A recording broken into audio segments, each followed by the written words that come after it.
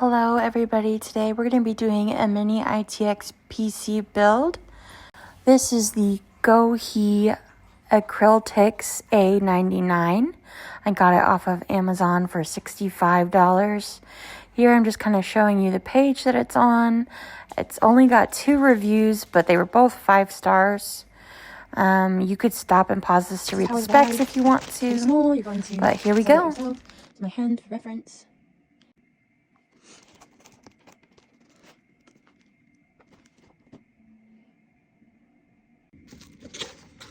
It's got a guide.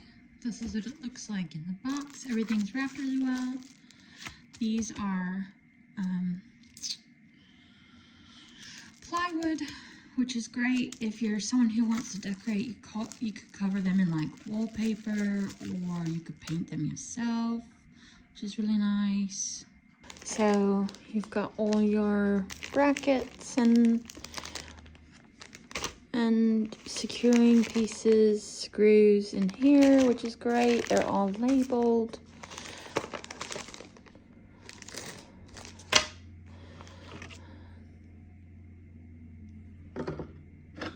This is awesome. I really like this. It's very modular, so if anything breaks, you could replace it. I think those are the feet for the bottom.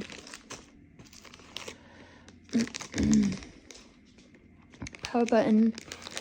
This is like actually really high quality. If you went and bought this by itself, it was probably like 10 bucks. Velcro straps. And they give you, they give you a screwdriver too. So you don't have to worry about needing tools, which is great. And then these are all the acrylic pieces. And it's kind of the same thing as the wood pieces. So this is everything that comes in your kit. Except for the screwdriver and then the installation guide. So, and I know a lot of people were saying that, oh, it's acrylic, it's not, like stable, but these are actually like, they're pretty heavy and, not as flimsy or like shaky, bendy as some of the other PC cases that I've seen on the market recently. So I'm excited to put this together and see how it does, and like just get to put the whole thing together myself and know exactly what's happening in my case. Everything on the installation guide is in English, which is great, and it shows you exactly what you should have and how many you should have, which is super nice. And then it shows you in depth the different panels and pieces, which is great. And then you also have this installation guide. So it's 2 separate sheets of paper, but it shows you each step. Everything's in English, shows you how to put it in, what pieces you're going to use from top to bottom. It shows you where you are going to secure your power supply, how you're going to put in your SATA HDD, what it'll look like once you've got all your cable connections in there. So it looks really great. I'm excited to get going. And there is a Q&A, and I saw on the review from the other 2 people that have put up reviews that they're really responsive to asking questions. So I think they said like within 24 hours they had gotten a response to their email. So I'm excited. So one thing that I noticed right off the bat is putting in the power button. It says loosen hex screw K and insert the power button through the hole, tighten and secure.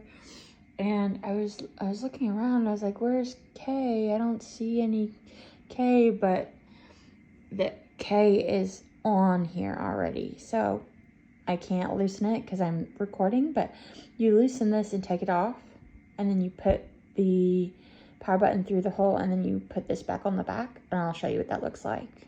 So I put the power button through the hole. This is what it looks like. K is tightened on the back. Ta-da!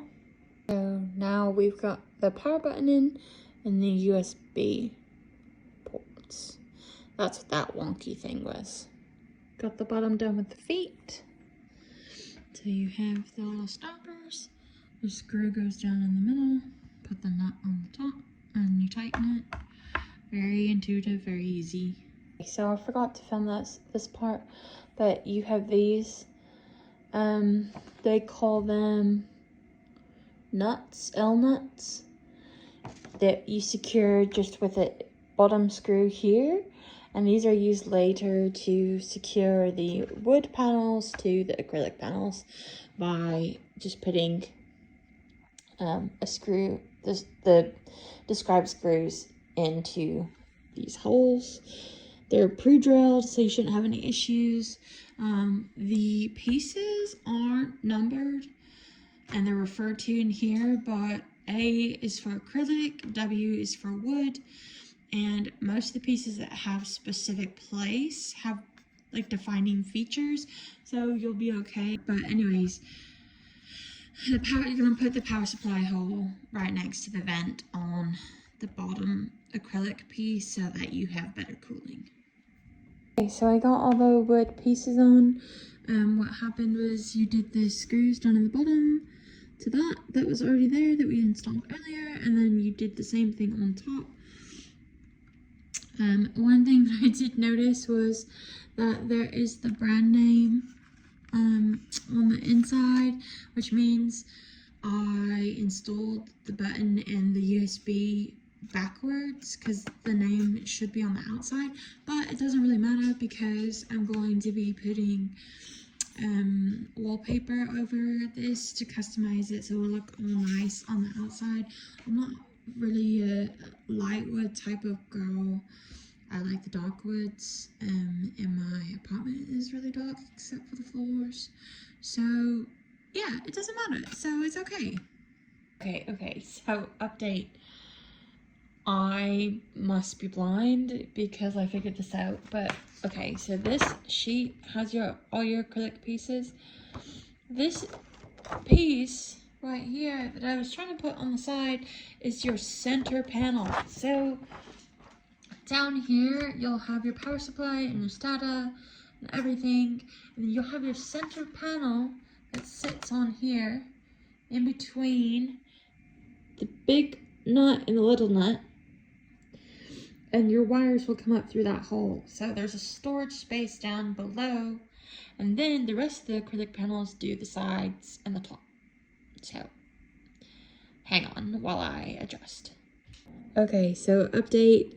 This is what it should look like with the acrylic center panel. Of course, I'm going to have to take this off when I get my actual PC parts, but I just wanted to make sure that everything went together. I wanted to assess the quality. This goes at the back where your power supply is, the filter bottom. Now I'm going to start putting on the front and the side and the top panels. Cool. Okay, so I have all my side panels on. Just a word of like caution or warning. If your nuts and the holes are not lining up, it's probably because your G screw, this, is too tight. You really do not need, like, you should just be in there and aligned with your acrylic pieces. If they are tight, then the holes will be out of alignment and your screws on the outside won't sit flush with the acrylic. So if you're running into that, if your screws aren't flush as they should be, or your holes are misaligned, it's probably because your G screw is too tight or too loose. The other thing is, maybe a perk about this case is it's pretty easy to just take off one piece at a time. You don't have to take off all 100 pieces to access somewhere. For example, with the back panel, I figured out that I had put the back panel on upside down. all edges that aren't connected to something are curved like this right here. And all edges that are going to connect to something are flat and square like these two. So when I had this on upside down, I couldn't get my holes to line up, and the pieces just weren't lining up with all the other panels. So I had to unscrew all these screws and then take out my G screw. But I didn't have to undo any of the other three sides, and then I just flipped this over the way it should be, secured it, put the G screw back on, and then was able to put on the acrylic panel on top. Okay, here we are with the final build. It's got the top on it and everything. Here's our pieces. The screws and all the nuts and everything are good quality. They have a good amount of weight to them. The important screws, they gave you 1 extra of each of those. We've got plenty of A screws left, which is what you use for the majority of the build. All of these screws are ones that I will use when I get my PC parts in and get to actually assemble the inside. But I think it'll go really well. Also in the directions, they explain to you how to hook up your PC parts on the inside. They go into detail about what screws will be for your benefit, which ones you'll use, how to install it, which is great, especially for first-time PC builders. Word of caution just for myself, if you're someone who is really picky about like micro abrasion, so like if there was like scratches on the acrylic is in bubble wrap when it arrives, but there might be like tiny scratches from them rubbing against each other. So if that is something that really bothers you, maybe not for you. But as far as like fingerprints and smudging from you putting it together, they're so nice to give alcohol pads, which is great. So you could clean it all up, it'll look nice. This case is actually a pretty good size. It's just a square instead of a rectangle, but it is classified as a mini ITX build. The buttons are super high quality. The USB is high quality, but I do wish that they had left a piece of wood in the middle here, in between the two USB ports. So I might put something in there just to close it up. As far as airflow, I think it'll be really good. This whole thing has tons of airflow opportunities.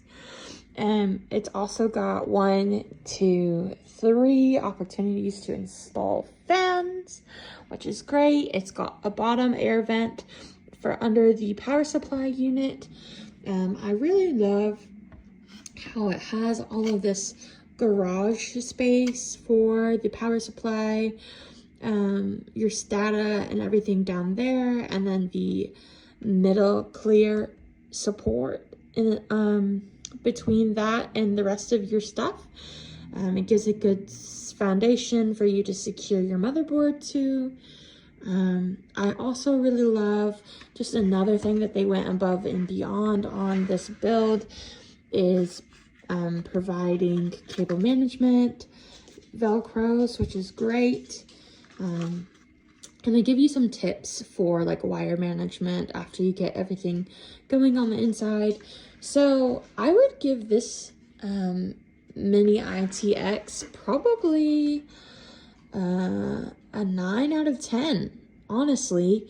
And I'll post an update when I get all my computer supplies in on how it runs. But that really will be how much I invested in my internal units. I think that this case is great. It's customizable. You could paint this, spray paint it. You could wrap it in wallpaper. You could Mod Podge it if you wanted, if you're like a someone who likes to do collages, you could like cut out your favorite pictures from a magazine and Mod Podge it on, and then, you know, use an X-Acto knife to cut around the air vent holes. The acrylic is very thick and sturdy. I don't see it cracking for any foreseeable reason, unless you maybe like dropped it. It's small enough that you could take it with you if you travel a lot, which is great. I also really love the GPU hole, so I didn't have to worry about having a small GPU. I would have any size GPU that I want. Right now, because my GPU that's coming in is small, I have that hole above the power supply, but conceivably you could flip this and have the GPU come out over your USB ports, so nothing would be endangered that way. If you have any questions, feel free to contact me. I'm really excited to see how this goes, and future videos coming soon.